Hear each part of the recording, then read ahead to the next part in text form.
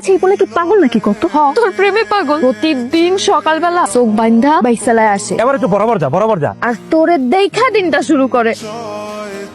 এই পাগলামের কোনো মানে আছে কত? সামনে এসে দুই কথা কইব, এটার কোনো মুরুদ নাই। আইসে চোখ বেঁধে আমার পটানের লাগে। এটা তুই কোনো কথা কইলি? তুই হইলি এলাকার চেয়ারম্যানের একমাত্র মাইয়া, এলাকার সবচেয়ে সুন্দরী মাইয়া। তোর লগে কেউ নিজে থেকে এসে কথা কইবো সেই সাহস কি কারো আছে? তুই যদি কথা না কস। তুই তো ঠিক কইছস। এবার দাঁড়াও তো। আরে কই যাইতাছো? তুই বস, আমি আসতেছি।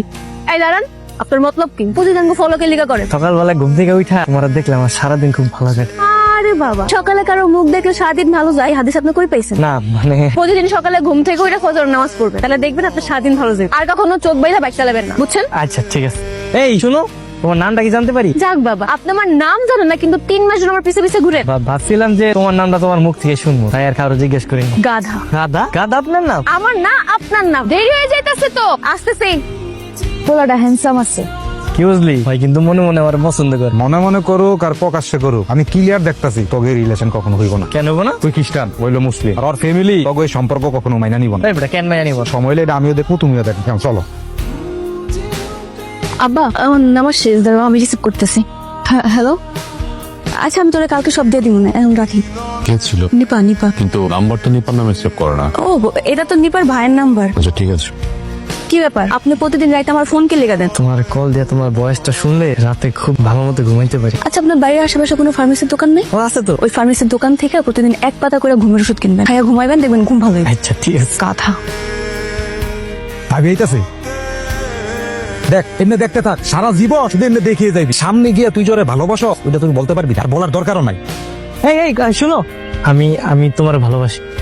অসভ্য। থাপ্পড় মারতে কোনো সমস্যা নেই, মন থেকে যে আমি তোমার কথাটা কইতে পারছি এটাই আমার শান্তি। আপনি আসলে একটা পাগল।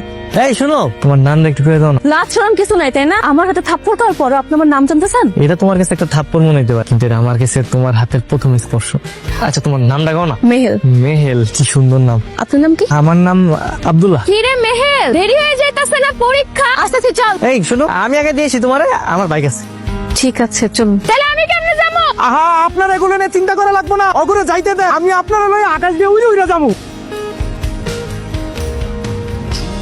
দূর আপনি কি করতে গাইছে? সকাল সকাল আমার দিনটা নষ্ট করলেন। আরে আমি মেহেল, এই চোখ বাঁধার পাগলামের কতদিন করবা? যতদিন বাইসে আছি ততদিন।